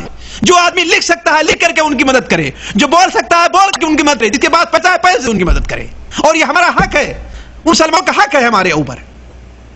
اور اللہ تبارک و تعالیٰ سے دعا ہے کہ ان کی خواہش، ان کی جو یہ پلاننگ ہے کہ بیت المقدس کو ڈھا کر کے وہاں پر ہیکل سلیمانی تیار کرے، اللہ تعالیٰ ان کی یہ خواہش نہ پوری ہونے دے۔ تو ایک وقت ایسا آئے گا کہ ان یہودیوں کو بھاگ کر کے یہاں سے کہیں دوسری جگہ پناہ لینا پڑے گا، اصفہان وغیرہ میں، اور وہاں سے جب ان کا بڑا بابا آدم جس کو وہ انتظار کر رہے ہیں، اور ان کی کتابوں میں ہے مسیح ابن داؤد، کیا نام رکھا تھا انہوں نے؟ مسیح ابن داؤد، کہ وہ خارج ہوگا اور ہمارے دشمنوں سے ہمارا بدلہ لے گا، ان کی کتابوں میں یہ عقیدہ ہے، اسی لیے ساری تیاریاں کر رہے ہیں۔ اور ہم کہتے ہیں کہ ہاں وہ مسیح تو آئے گا، لیکن مسیح ابن داؤد نہیں بلکہ مسیح الدجال ہوگا، جو تمہارے ساتھ ہوگا، تمہاری مدد کرنا چاہے گا، لیکن تمہیں قتل کریں گے اور تمہارے باپ کو بھی قتل کریں گے، بلکہ تمہارے بابا کو بھی قتل کریں گے۔ تو یہودی اس کے ساتھ ہوں گے 70,000 یہودی خراسان کے۔ اس کے بعد آئے گا تو مسلمانوں پر جب اس کا ظہور ہوگا تو پہلی بار وہ شام اور عراق کے کسی کے مسلمانوں پر اس کا ظہور ہوگا۔ اور بعض روایات پتہ چلتا ہے سب سے پہلا شہر مسلمانوں کا جو ہے جہاں وہ پہنچے گا وہ کون سا شہر؟ عراق کا بصرہ شہر ہے۔ سب سے پہلے شہر مسلمانوں کا جو ہوگا کہاں جائے گا؟ وہ بصرہ ہوگا، اور وہاں سے صرف ایک جگہ پہنچنے کی اس کی خواہش ہوگی۔ وہ کون سی خواہش ہوگی؟ وہ مدینہ منورہ مکہ مکرمہ پہنچ جائے، مدینہ منورہ اور مکہ مکرمہ پہنچ جائے، وہاں پہنچ کر کے مدینہ منورہ اور مکہ مکرمہ، لیکن مکہ میں بھی اس کا داخلہ نہ ہو پائے گا، جیسا کہ میں آگے بتلاؤں گا۔ تو عرض کرنے کا مقصد یہ ہے کہ اس کا خروج کہاں سے ہوگا، یہ بات یاد رکھنے کی ہے۔ کہاں سے نکلے گا؟ وہ خراسان سے نکلے گا۔ آپ نے مشرق کی جانب بتایا ہے، مشرق عرب کے ہاتھ سے خراسان مشرق میں ہے، وہاں سے لوگ اس کی اتباع کریں گے۔ پھر کہاں آئے گا؟ وہ اصفہان آئے گا۔ البتہ مسلمانوں پر اس کا ظہور کہاں سے ہوگا؟ بصرہ، سب سے پہلے شہر بصرہ جو عراق کا شہر ہے، یا شام اور عراق کے کسی جگہ پر اس کا ظہور ہوگا، اور وہاں سے مسلم علاقے کے اندر وہ فتنہ فساد مچانا چاہے گا۔ ایک چیز اور نوٹ کر لیں، دجال کی صفات کیا ہوں گی؟ دجال پہچانا کیسے جائے گا؟ اور ضرورت ہے کہ یہ بات ہم اور آپ اپنے بچوں کو بتائیں، اپنے ساتھیوں کو بتائیں۔ کچھ نہیں کہا جا سکتا ایک ہفتے کے بعد دجال کا ظہور ہو جائے، خصوصاً اس وقت دنیا کی جو صورتحال ہے کہ مسلم قوم کی ذلت اپنی انتہا کو پہنچ چکی ہے، اور جب کوئی چیز اپنی انتہا کو پہنچتی ہے تو اللہ تعالیٰ کی غیرت جوش میں آتی ہے اور مسلمانوں کو بچانے کے لیے کسی ذات کو پیدا کرتا ہے۔ تو ممکن ہے، ہو سکتا ہے وہ ذات کون سی پیدا ہونے والی ہو؟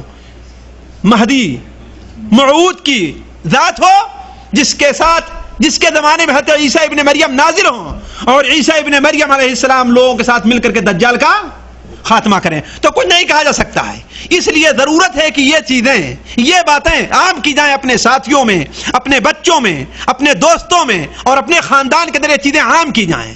تو دجال کی کچھ صفات، کیا شیخ وقت نہیں ہے؟ ختم کریں اب؟ اچھا، مختصر طور پر یہ دیکھ لیجئے دجال کی صفت کیا ہے۔ اس کے بال گھنگرالے ہوں گے، ناٹا قد ہوگا، بھاری بھرکم جسم ہوگا، بڑا موٹا تھا جسم ہوگا، اس کی پٹلیاں ٹیڑھی ہوں گی، اس کی ایک آنکھ بالکل برابر ہوگی، آنکھ کی جگہ ہی نہیں ہوگی، اور آنکھ کی جگہ پر ایسا ہوگا گویا سفید دیوار پر کسی نے بلغم تھوک دیا ہے، سفید دیوار پر کسی نے بلغم تھوک دیا ہے، اور دوسری آنکھ بھی اس کی عیب دار ہوگی، اور بالکل اندر نہیں ہوگی، بالکل باہر نکلی ہوئی ہوگی، اور ازرق گویا کی نیلا رنگ اس کے اندر پایا جائے گا، اور ایسے چمکے گی گویا کہ وہ تارا ہے، یعنی دجال کی دونوں آنکھیں کیا ہیں؟ عیب دار ہیں. ایک آنکھ تو کیا ہوگی؟ بالکل ہی مٹی ہوئی ہوگی. اس کی جگہ پر صرف ایسا محسوس ہوگا کسی نے سفید دیوار کے اوپر بلغم تھوک دیا ہے کہ نہیں ہے؟ اگر عیب نہ ہوتا پھر تھوک کر کے دکھاتا آپ لوگوں کو، لیکن عیب کی بات ہے نا. آپ لوگ آزمائیں نہ لگے کسی دیوار کے اوپر. اپنی دیوار ہے تو کوئی بات نہیں، آزما لیں گے، لیکن اگر کرائے پر مکان لیا ہے تو اس پر نہ آزمائیں گے آپ لوگ، ہے کہ نہیں ہے؟ تو پہلی آنکھ کی کیفیت یہ ہوگی. اور دوسری کیا ہوگی؟ وہ بھی اپنی جگہ پر نہیں ہوگی، بالکل اٹھی ہوئی ہوگی، بالکل باہر، اور نیلے رنگ کی ہوگی، اور ایسی چمک اس کے اندر پائی جائے گی گویا کہ وہ کوئی تارا ہے، وہ تارا ہے. تو اس کے جسم کے اندر بہت بال ہوں گے، اور اس کا سر ایسا ہوگا گویا کہ کسی خطرناک بڑا سانپ کا سر ہے، وہ بڑے سانپ کا سر ہے. اس کے بال گھنگرالے ہوں گے، اور بال بھی اتنے موٹے کھڑے ہوں گے کہ اللہ کے رسول صلی اللہ علیہ وسلم کی ارشاد ہے گویا کی درخت کی ڈالیاں ہیں وہ. یعنی عجیب غریب اور خوفناک اس کی صورت ہوگی، عجیب غریب خوفناک اس کی صورت ہوگی. اور بڑی تیزی کے ساتھ دنیا میں چلے گا، وہ دنیا کے ساتھ بڑی تیزی کے ساتھ کرے گا. حتیٰ کہ مسلم شریف کے اندر نواس ابن سمعان کی روایت ہے، اللہ کے رسول صلی اللہ علیہ وسلم نے ارشاد فرمایا ایسا محسوس ہوگا کہ تیز ہوا اسے بھگا کر کے لے جا رہی ہے. جس طرح بدلی کو تیز ہوا نہیں لے آتی بھگا کر کے، ایسا ہی بھاگتا ہوا پوری دنیا کا سیر کرے گا وہ. تو یہ مختصر طور پر دجال کی نشانیاں ہیں. حدیثیں اس سلسلے میں اللہ کے رسول جو ہے اس کو ہم نے چھوڑ دیا ہے. اس کے بعد یہ دیکھیے کہ دجال دعویٰ کس بات کا کرے گا، یہ بھی بات واضح ہونی چاہیے.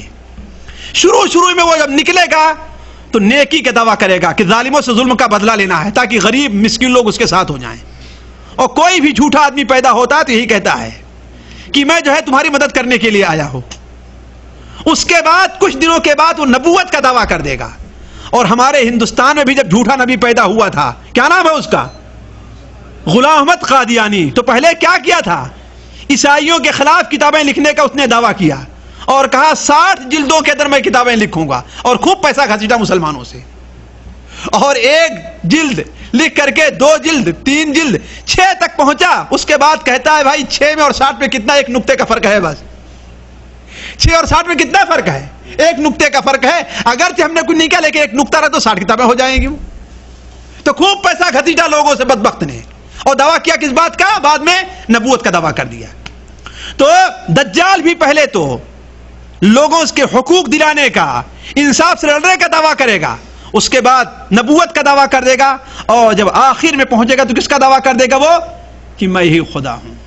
اسی لیے اللہ کے رسول صلی اللہ علیہ وسلم نے ارشاد فرمایا کہ تمہارا رب کانا نہیں ہے، وہ کانا ہوگا، ہے کہ نہیں؟ جو بدبخت اپنے جسم سے اتنے عیوب کو نہیں دور کر سکتا کہ وہ ناٹا ہو، پٹلی اس کی ٹیڑھی ہو، اور معمولی سے آگے جھکا کبڑا بھی ہو، اس کی دونوں آنکھوں میں کوئی ایک صحیح سالم نہ ہو، اس کے سر کے بال ڈالیوں کے طریقے سے کھڑا ہو، اتنا عیب اس کے جسم کے اندر پایا جا رہا ہو، کسی خدا ہو سکتا ہے؟ یہ ایسی چیز ہے جس کو اس زمانے بھی ہمیں اور آپ کو جو ہے اپنے اوپر اپنے ماحول میں فٹ کرنا چاہیے. جن لوگوں کو قبروں میں دفن ہیں، ہم لوگ ان سے دعائیں مانگنے جاتے ہیں، ان کے اندر تو اتنی بھی طاقت نہیں کہ اپنے آپ قبر کے اندر چلے جاتے، ان کو دفن کیا گیا ہے لے جا کر کے. زندہ آدمی مردوں سے جا کر کے اپنی مرادیں منگوائے، یہ کت بے عقلی کی بات ہے دوستو، ذرا سوچنے کی بات ہے. کہتے ہیں نا انہیں فلاں نے شہید کر دیا، تو جو آدمی اپنی جان نہیں بچا سکا وہ تمہاری کیا مدد کرے گا؟ وہ سوچنے کی بات ہے، یہ سوچنے کی بات ہے. تو دجال کے بارے میں آپ نے بیان فرمایا کہ سن لو وہ کیا ہوگا، وہ کانا ہے اور تمہارا رب کانا نہیں ہے. اور ایک بڑی بہترین علامت اللہ کے رسول نے بیان جس سے اللہ دجال کو پہچانا جا سکتا ہے، بڑی واضح علامت ہے، وہ یہ کیا ہے؟ آپ نے بتایا مسلم شریف وغیرہ کے اندر ہے، تم میں کا کوئی بھی شخص اپنے رب کو اس وقت تک دیکھ نہیں سکتا ہے اب تک کہ وہ مر نہ جائے. زندگی میں کوئی انسان اللہ تعالیٰ کو نہیں دیکھ سکتا. کوئی آدمی دعویٰ کرتا ہے تو جھوٹا ہے وہ، چاہے کتنا بڑا پیر ہو، چاہے جتنی لمبی اس کی داڑھی ہو، چاہے جتنی بڑی اس کی توند ہو، چاہے جتنا لمبا کرتا پہنتا ہو. وہ اگر دعویٰ کرتا ہے کہ ہم نے اللہ کو دیکھا ہے زندگی کی حالت میں جاگتے ہوئے، تو انسان کیا ہے؟ جھوٹا ہے، مکار ہے، دجال ہے، فریب کار ہے، وہ مسلمان نہیں ہے. حضرت عائشہ رضی اللہ تعالیٰ عنہ کی حدیث بخاری شریف میں ہے کہ اگر کوئی شخص یہ کہتا ہے کہ محمد صلی اللہ علیہ وسلم نے قیامت کی شب اللہ تعالیٰ کو تو دیکھا ہے تو وہ جھوٹا ہے. تو جب آپ صلی اللہ علیہ وسلم نہیں دیکھ سکتے تو عام آدمی کیسے دیکھ سکتا ہے اللہ تبارک تعالیٰ کو؟ تو آپ نے فرمایا تم میں کا کوئی شخص اللہ کا دیدار نہیں کر سکتا یہاں تک کہ وہ مر نہ جائے. اس کا مطلب دجال کو تو دیکھ رہا ہے سامنے, یقین مان لے کہ دجال ہے, اس کا رب نہیں ہے. ایک اور چیز, اب آپ لوگ سوچے ہوں گے یہ تو معمولی سی چیز ہے, دجال کو ہم آسانی سے پہچان لیں گے, لیکن بڑا خطرناک مرحلہ ہے.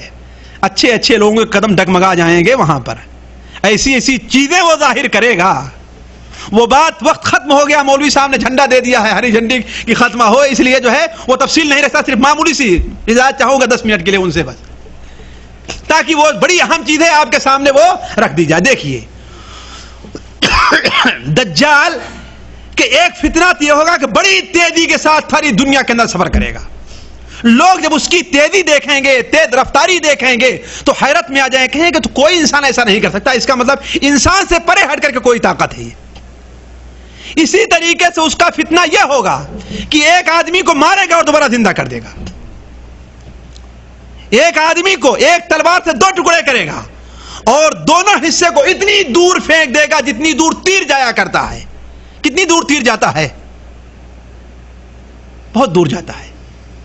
اور اس کے بعد اشارہ کرے گا, وہ اس کے دونوں حصے آ کر کے مٹ جائیں گے اور ہنستا ہوا نوجوان سا انسان آ کے سامنے کھڑا ہو جائے گا.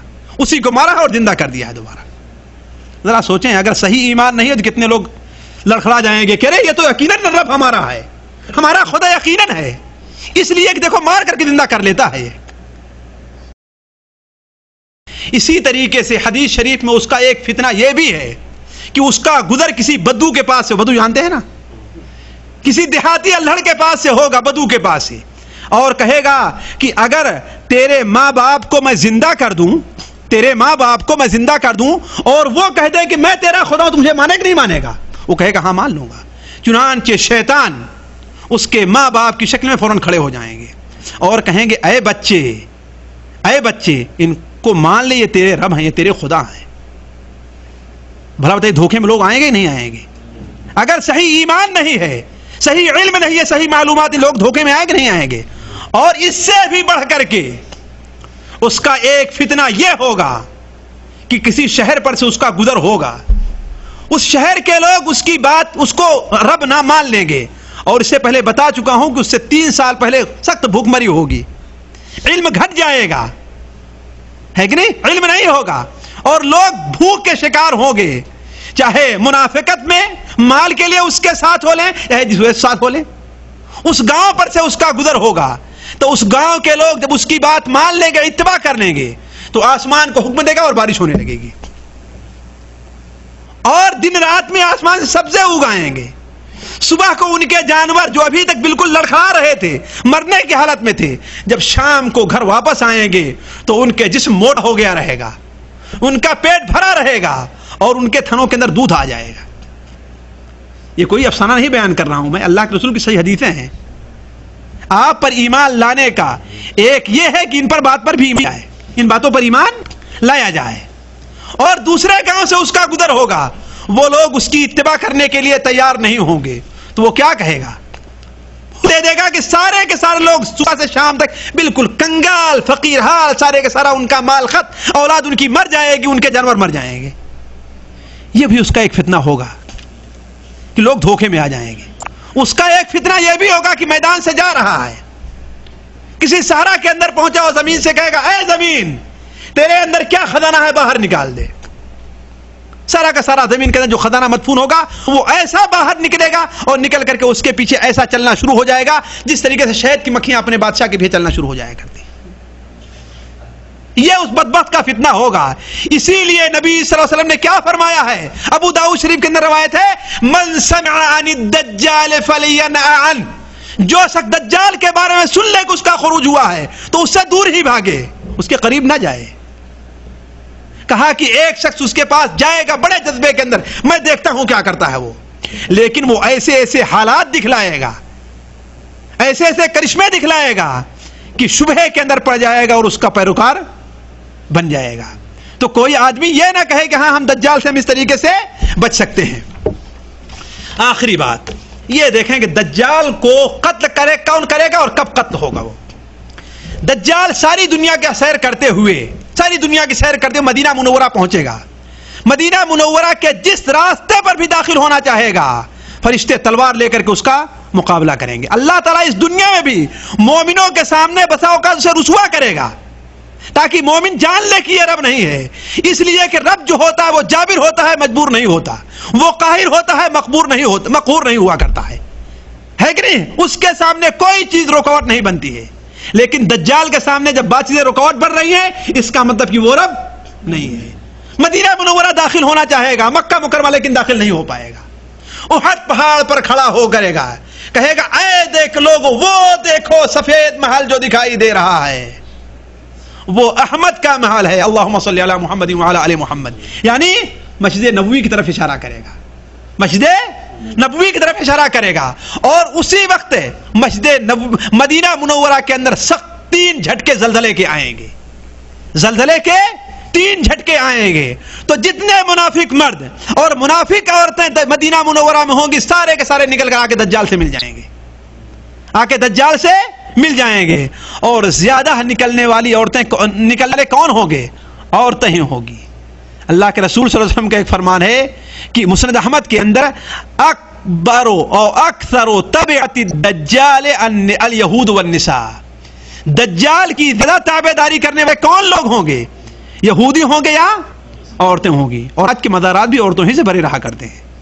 مرد کم جاتے ہیں لیکن عورتیں, ہے بات صحیح کہ نہیں صحیح ہے؟ اس لیے ایک توہم پرستی ان کے اندر زیادہ ہوا کرتی ہے, علم ان کے اندر کم ہوا کرتا ہے. حدیث شریف میں آیا ابن ماجہ کے اندر, بلکہ مسلم شریف میں بھی ہے کہ آدمی اپنے گھر جا کر کے اپنی ماں کو, اپنی بہن کو, اپنی پھوپھی کو, اپنی بیٹی کو رسیوں میں باندھے گا کہ کہیں یہ عورت بھی نکل کر کے دجال کے ساتھ جا کر کے نہ مل جائے, دجال کے ساتھ جا کے نہ مل جائے.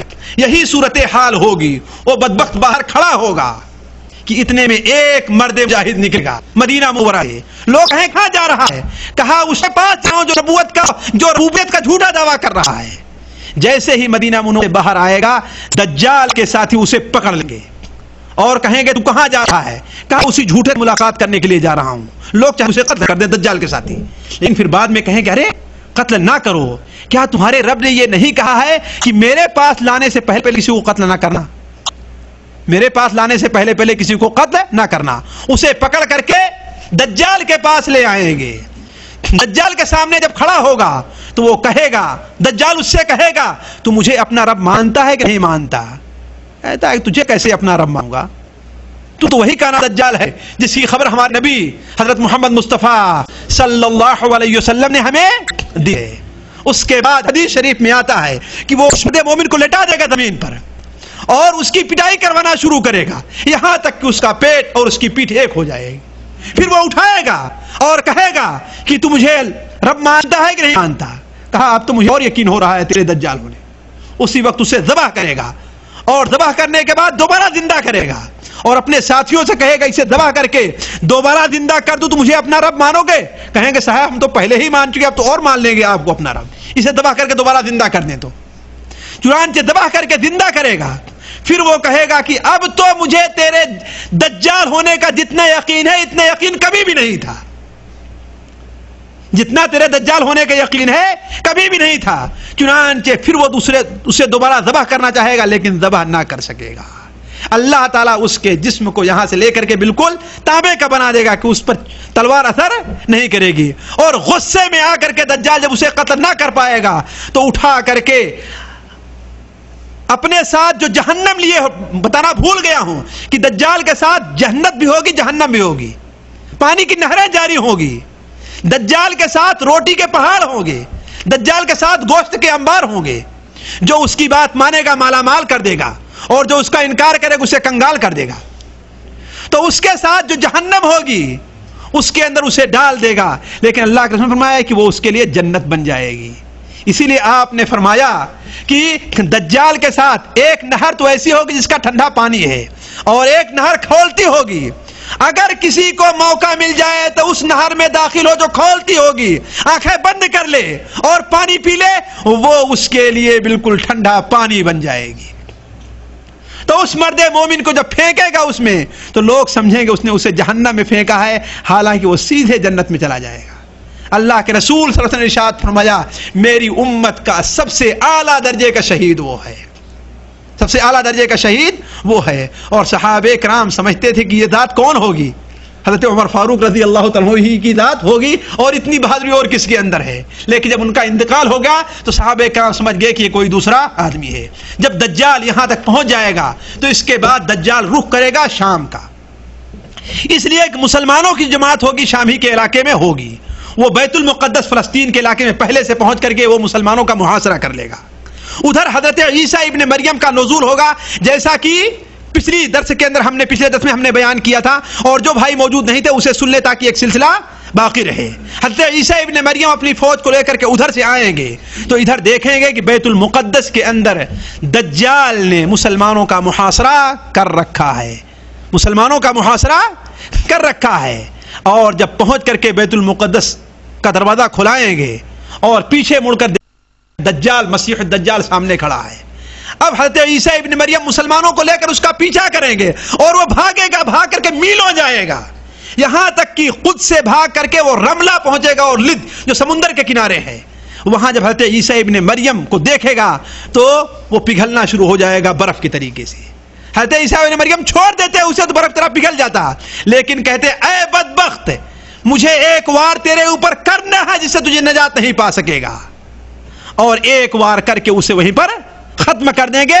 اس طریقے سے دنیا کے سب سے عظیم فتنے کا خاتمہ مسیح ہدایت کے ہاتھوں، مسیح دلالت کا ہو جائے گا۔ پھر مسلمانوں اور یہودیوں کے اندر لڑائی چھڑ جائے گی۔ جو یہودی کس کے ساتھ تھے؟ دجال کے۔ اب یہودی بھاگنا شروع کریں گے دائیں اور بائیں، لیکن مسلمان ایک ایک کر کے ان کا قتل کرنا شروع کریں گے۔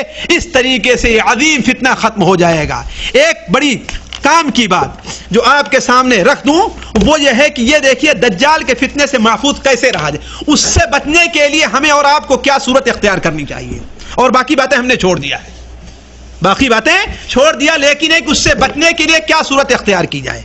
پہلی چیز تو یہ ہے کہ دیکھیے سورہ کہف انسان یاد کر لے مکمل، اور ہر جمعہ کو پڑھنے کی کوشش کرے، اور اگر نہیں ہو سکتا تو کم سے کم سورہ کہف کے شروع کی 10 آیتیں ضرور یاد کر لیں، سورہ کہف کے شروع کی 10 آیتیں ضرور یاد کر لیں۔ نبی صلی اللہ علیہ وسلم کا فرمان ہے کہ جو سورہ کہف کی 10 آیتیں یاد کرے گا وہ دجال کے فتنے سے محفوظ رہے گا، اور دجال کا مقابلہ آج ہو جائے تو اس کے منہ پر تھوک دے اور سورہ کہف کی 10 آیتیں پڑھے، انشاءاللہ دجال اسے کوئی نقصان نہیں پہنچا سکے گا۔ میں نہیں سمجھتا کہ 10 آیتیں یاد کرنا، ان کے معنی کا سمجھنا کسی بھی انسان کے اوپر مشکل ہے، کسی پر مشکل نہیں ہے، لیکن اگر ان باتوں پر یقین اور ایمان ہے تو اسے سورہ کہف کے شروع کی 10 آیتیں ضرور یاد کر لینی چاہیے، اور ہر جمعہ کو کوشش کر کے سورہ کہف پوری پڑھ لینی چاہیے۔ مسلم شریف میں حضرت ابو سعید خدری کی روایت ہے کہ جو انسان سورہ کہف ایک جمعہ کو پڑھے گا دوسرے جمعہ تک اللہ تعالیٰ اسے اتنا نور دے گا جو نور مکہ مدینہ منورہ سے لے کر کے مکہ مکرمہ تک پہنچے گا۔ تو سورہ کہف کا اہتمام کرنا چاہیے، ایک چیز۔ دوسری چیز یہ، ہر نماز کے اندر تشہد میں، ہر نماز کے اندر تشہد میں جب التحیات پڑھ لے اور اللہم صلی علی محمد وعلی آل محمد یہ پورا پڑھ لے تو کیا پڑھنا چاہیے؟ اللہم انی اعوذ بک من عذاب القبر واعوذ بک من عذاب جہنم واعوذ بک من شر فتنة المسیح الدجال، وَأَعُوذُ بِكَ مِن شَرِّ فِتْنَةِ الْمَسِيحِ الدَّجَّالِ۔ اس آیت کو، اس دعا کو آخر تک یاد کر لے اور دل لگا کر کے اس کے مفہوم کو سمجھ کر کے پڑھنے کی کوشش کرے۔ اور تیسری چیز یہ ہے کہ جو انسان دجال کے بارے میں سن لے اس کے پاس جانے کی کوشش نہ کرے، بلکہ جیسا کہ حدیث میں آیا ہے کہ لوگ دجال کے خوف سے پہاڑوں میں نکل جائیں گے، اسے پہاڑوں میں چلے جانا چاہیے۔ کیوں؟ اس لیے کہ بس اوقات ایک انسان پختہ ایمان کا نہیں ہوگا، ہم جیسے کمزور ایمان والے لوگ ہوں گے تو دجال کے عجیب و غریب کے کچھ دیکھ کے لوگ اس کے تابع ہو جائیں گے، جیسا کہ وہ حدیث نے آپ کے سامنے رکھی کہ نبی صلی اللہ علیہ وسلم نے ارشاد فرمایا من سمع عن الدجال فلیلعن، جو دجال کے بارے میں سن لے اسے دور ہی رہے، وہاں پر اپنی بہادری ظاہر نہ کرے۔ اور تیسری چیز یہ ہے کہ جو نبی صلی اللہ علیہ وسلم نے علامتیں بیان کی ہیں دجال کے بارے میں اسے خاص طور پر جان لے، اور ایک علامت تو یہ ہے جو دجال کے بارے میں وہ علامت صرف مومن ہی جان سکتا ہے، وہ علامت کیا ہے کہ اس کی پیشانی کے اوپر کافر لکھا ہوگا، کافر لکھا ہوگا، جسے ہر مسلمان خواہ پڑھا لکھا ہے یا پڑھا لکھا نہیں اسے پڑھ سکتا ہے۔ تو اسے جب دیکھ لے چاہے جتنی وہ تکلیفیں دے، چاہے جتنے وہ کرامتیں بدبخت دکھلائے، اپنے ہماری زبان میں کرامتیں جس کو کہتے ہیں بابا کی کرامتیں، جتنے کرشمے دکھلائے، لیکن اس کے اوپر ایمان لانے کی بات نہیں، کہے کہ تو عیب دار ہے، پہلے تو اپنا عیب تو دور کر لے، اس لیے کہ ہمارا رب عیب دار نہیں ہو سکتا۔ ان اللہ جمیل یحب الجمال، ہمارا رب تو خوبصورت ہے اور خوبصورتی کو پسند کرتا ہے۔ اللہ کے رسول صلی اللہ علیہ وسلم کی وہ حدیث جو مسند احمد وغیرہ میں ہے، جبکہ خواب میں آپ نے اللہ تبارک تعالیٰ کو دیدار کیا تھا، خواب میں اللہ تعالیٰ کا دیدار ممکن ہے لیکن بیداری کی حالت میں نہیں، تو آپ نے کیا فرمایا؟ رأیت ربی فی احسن صورت، ہم نے اپنے رب کو بڑی خوبصورت شکل میں دیکھا ہے۔ تو ہمارا رب کیا ہے؟ خوبصورت ہے، خوبصورتی کو پسند کرتا ہے، اور یہ بدبخت بدصورت ہوگا، پٹلی اس کی ٹیڑھی ہوگی، کان آنکھ اس کی ایک بھی صحیح نہیں ہوگی، سر اس کا بالکل سانپ کے سر جیسے ہوگا، وہ ہمارا رب کیسے ہو سکتا ہے؟ اور اس پر بھی بڑی علامت یہ ہے کہ ہر مومن کے لیے اس کی پیشانی پر کیا لکھا ہوگا؟ کافر لکھا ہوگا۔ اور اگر ممکن ہو تو انسان دجال کے خروج کا جب زمانہ قریب آ جائے تو حرمین شریفین کے اندر سکونت اختیار کر لے۔ دو شہر ایسے ہیں جہاں پر دجال داخل نہیں ہو سکتا، وہ کون کون؟ مکہ مکرمہ اور مدینہ منورہ، اور 4 مسجدیں ایسی ہیں جہاں پر دجال نہیں پہنچ سکتا ہے، پوری دنیا میں پہنچے گا لیکن 4 مسجدوں میں دجال کا داخلہ نہیں ہو سکتا ہے۔ وہ 4 مسجدیں کون کون سی ہیں؟ مسجد حرام یعنی مسجد نبوی اور مسجد اقصی۔ مسجد شہر اقصی میں داخل ہوگا لیکن مسجد اقصی میں، اسی طریقے سے مسجد طور پہاڑ پر جہاں اللہ تعالیٰ سے موسیٰ علیہ السلام ہم کلام ہوئے تھے، وہاں جو مسجد بنی ہے اس میں بھی اس کا داخلہ نہیں، یا اس کی مجبوری ہوگی۔ سوچنے کی بات ہے اگر وہ رب ہوتا تو ہر جگہ پہنچ جاتا، اگر اللہ ہوتا تو ہر جگہ پہنچ جاتا، اس لیے کہ اللہ کوئی چیز مجبور نہیں کر سکتا، وہ جابر ہے مجبور نہیں ہے کہ نہیں؟ وہ قاہر ہے، ہر چیز کو اپنے قبضے میں کر لیتا ہے، کوئی اس کو اپنے قبضے میں کرنے والی نہیں ہے۔